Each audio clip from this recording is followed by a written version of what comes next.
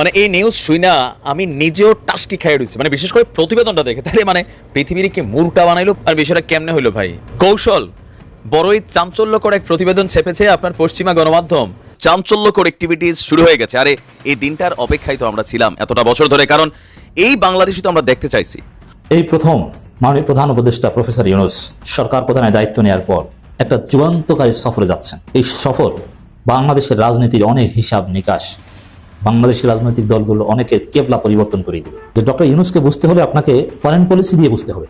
বাংলাদেশের সেনাপ্রধান ফিরেছেন, বিদেশ সফরে গিয়েছিলেন তিনি। সফর সংক্ষিপ্ত করে তড়িঘড়ি করে তিনি ফিরে এসেছেন। ফিরতে না ফিরতেই বাংলাদেশে সেনাবাহিনীর অ্যাকশনও শুরু হয়ে গেছে। সেনাবাহিনীর কি অ্যাকশন শুরু হলো সেটা একটা গুরুত্বপূর্ণ বিষয়। একই সিদ্ধান্ত নিল শিক্ষার্থীরা। সাব্বাস, শিক্ষার্থীরা যে হারে না এটাই তার প্রমাণ। শিক্ষার্থীরা কখনো হারে নাই, হারবে না।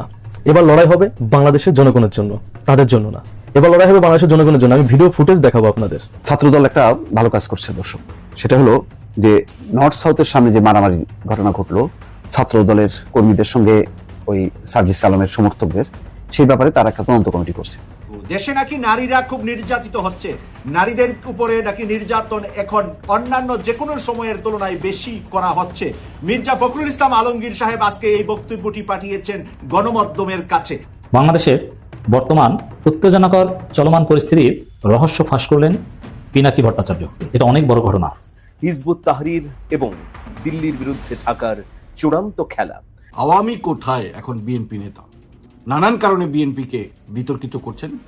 আসসালামু আলাইকুম দর্শক মন্ডলী, এবার সেনাবাহিনী বড় একটি অ্যাকশন নিতেছে। তো কি অ্যাকশন নিতেছে আজকে আপনাদেরকে সেই ভিডিও ফুটেজটি দেখাবো। তো দর্শক মন্ডলী, আজকে ভিডিওটি খুবই ইন্টারেস্টিং হতে যাচ্ছে। আপনারা সকালে আটো করে বসে যান আর ভিডিওটি বেশি শেয়ার করে দিবেন যাতে সবাই দেখতে পারে।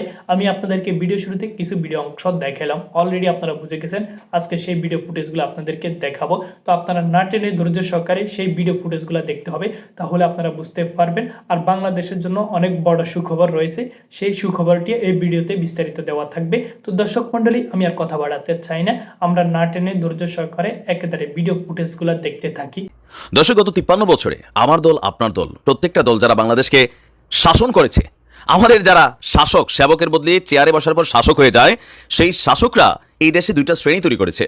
এই চেয়ারে বসছেন আপনি বাংলাদেশের সকল কিছুর ঊর্ধ্বে, আইন আদালত যতক্ষণ আপনার সরকার ক্ষমতায় আছে, আর ক্ষমতা থেকে সরে গেলে দেখেন না দাড়ি মুস্কাইটটা বিএনপি বলেন আওয়ামী লীগ বলেন সব চোরগুলোর একই নমুনা হয়।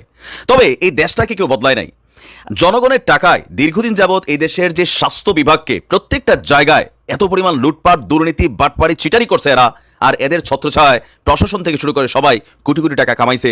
গরিব হাসপাতালের বাহিরে পয়রা শুয়ে থাকে, রাস্তার মধ্যে বাচ্চা প্রসব করতে হয়। টাকার অভাবে এই দেশে অনেক দৃশ্য আমরা দেখেছি যে মা তার সন্তানকে বিক্রি করে দিয়ে চলে যায়। আর এই চোরেরা যারাই রাষ্ট্র ক্ষমতায় বসেছে, যখন এরা একটা হাঁচি দিলে, কাশি দিলে, চোখে ডিস্টার্ব হলে দৌড় দিয়া বিদেশ চলে যায়, এদের বাবার টাকায় না, জনগণের টাকায়। সেই সিস্টেমটা বন্ধ করার সিদ্ধান্ত হয়েছে। আমি মনে করি ডক্টর ইউনূসের সরকার আর 2-10 বছরই থাকুক, যদি এমন অ্যাক্টিভিটিস তারা তৈরি করতে পারে, সেটাকে বাস্তবায়ন করতে পারে। ঘোষণা দেখছেন আগামীতে এই আইনটা তৈরি করা হচ্ছে। কোনো প্রধানমন্ত্রী, কোনো রাষ্ট্রপতি, কোনো এমপি, কোনো মন্ত্রী, কোনো প্রশাসনের বড় আমলা কর্মকর্তা রাষ্ট্রীয় টাকা দিয়া বিদেশে গিয়ে চিকিৎসা করতে পারবে না। এর পাশাপাশি নিজেদের টাকা দিয়েও বিদেশে গিয়ে চিকিৎসা করতে পারবে না। কেন? যদি বড় রকমের কোনো অসুখ না হয়। একটাই কারণ, সেটা হচ্ছে কি, এই দেশের স্বাস্থ্য বিভাগকে তোমরা লুট কইরা, বাটপারি কইরা, ধান্দাবাজি করে টাকা পয়সা লুইটা তোমাদের বউ বাচ্চার চিকিৎসা লাগে বিদেশ, শপিং এর লাগে বিদেশ, পড়ালেখা বিদেশ, আর এই দেশের মাইকা বাপ করে দিছো তোমরা। আজকে ইউনূসকে আমি ডক্টর ইউনূসকে অসংখ্য ধন্যবাদ জানাই। 90 দিনের মধ্যেই স্বাস্থ্য খাতে ব্যাপক দৃশ্যমান পরিবর্তন হবে, এই ঘোষণা দিয়েছেন কে? স্বাস্থ্য অধিদপ্তরের অতিরিক্ত মহাপরিচালক অধ্যাপক ডাক্তার শাহ আহমেদুল কবির। লোকটার একটু শেয়ার করে পরিচয় করা যায়। দেখেন যেই ভাষায় কথা বলছে, এই স্পিরিটটাই চাই। তিনি একজন দায়িত্বশীল ব্যক্তি। আগে আমি বারবার বলি, বাংলাদেশকে সুন্দর করতে হলে যে সেক্টরগুলোতে যারা দায়িত্বশীল, একটা স্কুলের কমিটির যিনি প্রধান থাকবেন, স্কুল কমিটির প্রধান, তার ছেলে এই স্কুলে পড়তে হবে। মসজিদ কমিটির যিনি প্রধান থাকবেন, তার চরিত্র হতে হবে পজিটিভ। হাই স্কুল কমিটির প্রধান, তার ছেলে এই স্কুলে পড়তে হবে, তার ছেলে পরে প্রাইভেটে স্কুল কমিটির প্রধান হয়ে রয়েছে এলাকাতে। আর আমরা যারা অভিভাবক আছি, মানে গরিব, ছোট লোক, মূর্খ, 550 টাকা খাওয়া এই জাতি, এরা বানাই দিয়ে বসে থাকে। দেশে নাকি নারীরা খুব নির্যাতিত হচ্ছে, নারীদের উপরে নাকি নির্যাতন এখন অন্যান্য যে কোনো সময়ের তুলনায় বেশি করা হচ্ছে। মির্জা ফখরুল ইসলাম আলমগীর সাহেব আজকে এই বক্তব্যটি পাঠিয়েছেন গণমাধ্যমের কাছে। কেন উনি হঠাৎ করে গণমাধ্যমের কাছে বাংলাদেশে নারী নির্যাতন হচ্ছে এই কথাটি পাঠালেন? তিনি কি এটা ডোনাল্ড ট্রাম্পের কাছে বিচার দিলেন নাকি জাতিসংঘকে অবগত করলেন? কোনটা উনি করার জন্য এই পরিকল্পনাটা এঁটেছেন? উনি কি এবার কেয়ার হাসপাতালে শুয়ে শুয়ে এই পরিকল্পনা ভারতীয়দের সাথে করেছেন? কারণ আমি শুনেছি এবার কেয়ার হাসপাতালের মহা পরিচালক যিনি সবচেয়ে বড় চেয়ারটিতে বসা, তাকে নাকি ভারত থেকে আনা হয়, ভারতীয় নাগরিক। তাই উনি দীর্ঘদিন হাসপাতালে না, গত রমাদানের শুরুতেই উনাকে হাসপাতালে দেখতে পেলাম, আবার হাসপাতাল থেকে বের হয়ে এসে বলছেন বাংলাদেশে নারীরা মানে নিরাপদ নয়। আজকে আমি ইত্তেফাক পত্রিকা থেকে আপনাদেরকে হেডলাইনটা পড়ে শোনাই, এর থেকে আপনারা বুঝতে পারবেন মির্জা ফখরুল ইসলাম আলমগীর কি বলেছেন। রাস্তাঘাটে শিক্ষা প্রতিষ্ঠানে নারীদের হেনস্থা করার প্রবণতা বৃদ্ধি পেয়েছে, মির্জা ফখরুল ইসলাম আলমগীর এটা হেডলাইন করেছে। তারপরে কি লিখেছে? দেশে নারী নির্যাতন ও বিভিন্নভাবে হেনস্থার ঘটনায় তীব্র নিন্দা ও প্রতিবাদ জানিয়েছেন বিএনপির মহাসচিব মির্জা ফখরুল ইসলাম আলমগীর। তিনি বলেন বিরামহীনতার কারণে, বিচারহীনতার কারণে নির্যাতনকারীরা আরো উৎসাহিত এবং বেপরোয়া হয়ে পড়েছে। শুক্রবার 7 মার্চ গণমাধ্যমে পাঠানো এক বিবৃতিতে এই নিন্দা জানান মির্জা ফখরুল ইসলাম আলমগীর। প্রিয় বাংলাদেশের ভাই বোনদেরকে আমি বলবো যে মির্জা ফখরুল ইসলাম আলমগীর যে কথাটা বলেছে, এই কথাটার দালিলিক প্রমাণ কতটুকু নির্যাতিত হচ্ছে আমাদের নারীরা। আমি মনে করি যে সবচাইতে ভালো আছে নারীরা 5ই আগস্টের পরে। 5ই আগস্টের আগে মির্জা ফখরুল ইসলাম আলমগীর কি দেখেন নাই যেই ভাইয়ের লাশ 2 বোনে কাঁধে করে নিয়েছিলেন? সেদিন আপনি কোথায় ছিলেন মির্জা ফখরুল ইসলাম আলমগীর? আপনি কয়জনের লাশ কবরে দাফন করেছেন? কয়জনের লাশ কাঁধে নিয়েছেন? যেই বোন তার আপন ভাইয়ের লাশ কাঁধে নিয়েছিল, পুরুষ খুঁজে পেয়েছিল না জুলাই অভ্যুত্থানে, সেই বোন কিন্তু বর্তমান নতুন রাজনৈতিক দলের সভাপতি সেক্রেটারির নাম ঘোষণা করেছেন। তো মির্জা ফখরুল ইসলাম আলমগীর সেই বোনের মুখ থেকে আমরা শুনলাম যে 2 বোনে মিলে ভাইয়ের লাশ কাঁধে নিয়ে ভাইরাল হয়েছিলেন তারা, তারই মাঝে একজন তিনি নিজে তার পরিচয় দিলেন। তাহলে মির্জা ফখরুল ইসলাম আলমগীর সাহেব শেখ হাসিনার সময়ে আমার বোনেরা যদি এভাবে নির্যাতিত হয়েছে এবং তার ভাইয়ের লাশ কাঁধে নিয়েছে, এবং আমাদের ছোট্ট ছোট্ট বোনদেরকে আমরা দেখেছি কিভাবে রাস্তাঘাটে সব জায়গায় আমাদের ছোট্ট ভাইদের সাথে এই তরুণদের সাথে তরুণীরা কিভাবে অবদান রেখেছে, কত অবদান রেখেছে, এবং সবার আগে শহীদ হয়েছে ঢাকা বিশ্ববিদ্যালয়ের একটি ছোট বোন। এই যে শেখ হাসিনার এই আমলে এত নারী নির্যাতিত হলো, তখন আপনি কোথায় ছিলেন মির্জা ফখরুল ইসলাম আলমগীর? আপনি কি বিশ্ববাসীকে জানাতে চান যে ডক্টর ইউনূসের সময় নারীরা নির্যাতিত হয়, এই কারণে বাংলাদেশের আইন কানুন খারাপ অবস্থা হয়েছে? বাংলাদেশে কি সামরিক শাসন আসা দরকার, নাকি অতি তাড়াতাড়ি নির্বাচন হয়ে মির্জা ফখরুল ইসলাম আলমগীর আপনি ক্ষমতায় আসা দরকার? কারণ আপনি তো তারেক রহমানকে দেশে নিতেছেন না, নেওয়ার জন্য কোনো কথা বলতেছেন না, কোনো আন্দোলন করতেছেন না। আপনি প্রধানমন্ত্রীর খায়েশ জুটেছে, আপনার এই খায়েশ কিন্তু বিএনপির লোকেরা পূরণ করবে না, কারণ জিয়া পরিবারের বাইরে কাউকে বিএনপির মানুষ প্রধানমন্ত্রী বানাবে না। আপনার এই বুড়া বয়সের খায়েশ নিয়েই কিন্তু আপনাকে মরতে হবে। তবে মৃত্যুর আগে এই ধরনের আজে বাজে কথা বলে ফালতু হবেন না, কারণ বর্তমান সময়ে মানুষ আপনাকে ফালতু হিসাবে দেখতে চায় না। আপনার পক্ষে ছিলাম শেখ হাসিনা এবং তার সৌরাচারী কাউয়া কাদেরের বিরুদ্ধে আমরা কথা বলেছি মির্জা ফখরুল ইসলাম আলমগীর।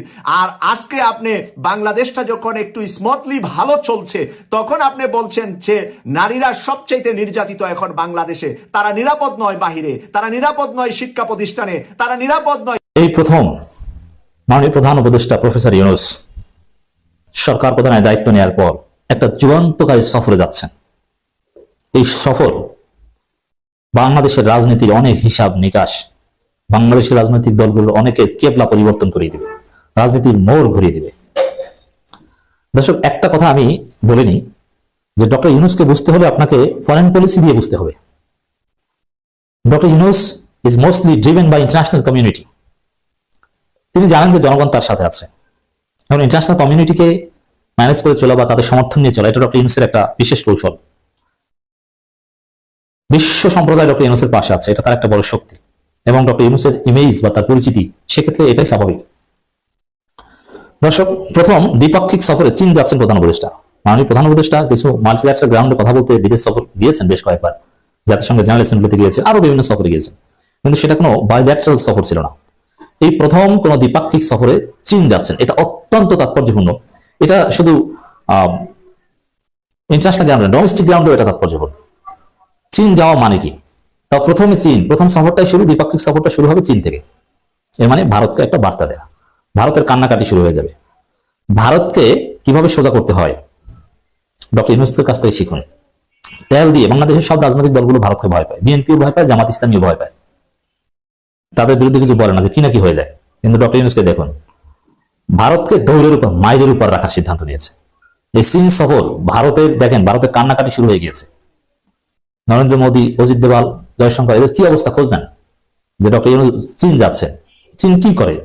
চীন এমন একটা দেশ, অরুণাচলের যে সমস্যা এটা নিয়ে ভারতের বর্ডার ক্রস করে ঢুকে পাহাড়ের উপর উঠে ভারতের সেনাবাহিনীকে পিটিয়ে থাপড়াইয়া লাথি দিয়া ওই পাহাড় থেকে ফেলে দেয়, লুঙ্গি খুলে নেয়, এদের জামা কাপড় নাকি খুলে নিয়ে যায় চীনের সেনাবাহিনী। তো ভারতকে এরকম শিক্ষা দেয় তারা। আর সে চীন যাচ্ছেন প্রধান উপদেষ্টা। দেখেন, প্রধান উপদেষ্টা শুধু চীন যাচ্ছেন বিষয়টা কিন্তু এখানেই সীমাবদ্ধ নয়। বাংলাদেশের রাজনৈতিক দলগুলোর দৌড় কিন্তু এখন চীনের দিকে। কয়েকদিন আগে জামাত ইসলামের একটা বড় প্রতিনিধি দল চীন সফর করে এসছে। এখন বিএনপির একটা প্রতিনিধি দল আছে, ছাত্র দলের সেক্রেটারি চীনে গিয়েছেন, এসেছেন। আরো বিভিন্ন শিবিরের দুজন সাবেক নেতা গিয়েছিলেন, বিশ্ববিদ্যালয়ের শিক্ষক, এখন সবাই চীন যাচ্ছে। মানে বাংলাদেশের রাজনীতিতে ভারতের খাওয়া নেই। এমনকি বিএনপির মঈন খান যেটা বলেছেন যে বিএনপি ক্ষমতায় আসলে তিস্তা চুক্তি করবে চীনের সাথে, তিস্তা প্রজেক্টটা চীনকে দিবে। আচ্ছা, চীনকে তিস্তা প্রজেক্ট বিএনপি ক্ষমতায় আসলে দিবে, তার আগেই যদি ডক্টর ইউনূস দিয়ে দেয় তখন খেলা তো তখনই জমে যাবে। অতএব ডক্টর ইউনূসের এই চীন সফর বাংলাদেশ